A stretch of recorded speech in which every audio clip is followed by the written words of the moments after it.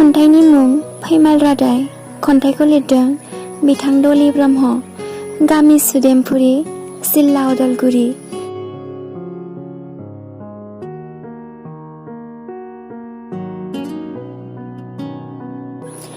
दानिया फैदो बिथांनि खन्थाइखौ दान्दिसे खोनासंलांदिनि।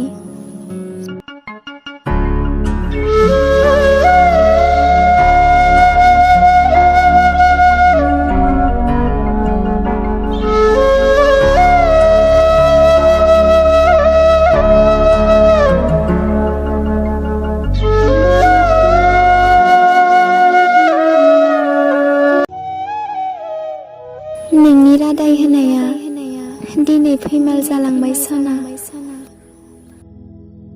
बै समनि नोंनि अननाया लैथोनि दै बायदि गोजोनमोन सना। नोंजों रायज्लायनाय गासिबो खोथाफोरानो दिनै सिमां जाना थाबाय सना। जों सानैजों अनलायना रुसु रुमु सनानि संसार जालांगोन होनना बुंलांनाय खोथा होनाया दिनै गोमोरलांबायसो। आंनि अननाया नोंनि थाखाय थोजासे नङामोन। नोंनि नंखाय अननायाव दिनै आं गोबां मोदै हुगारनांबाय।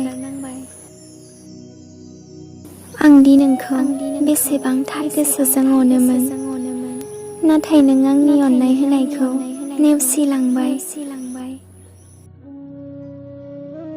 आं माब्लाबाबो सानाखैमोन दि नोंनि रादाय होनाया दिनै फैमाल जालांगोनखौ। सानना लायो आं नोंनि खाफालाव आं गैयामोन होनना। बेखायनो फानजारियाव जोबथेनानै दोनजानाय दाउआ दिनै बिरगलांबाय होनना। नोंदि आंनिफ्राय गोजान जाना गुबुनजों खुसियाव दङबा खुसियैनो थाबाय था होनना। आं अरायबो आनान गसाइनाव आरज खालामबाय थागोन। खन्थाइया एसेनोसै। गोजोन्थों।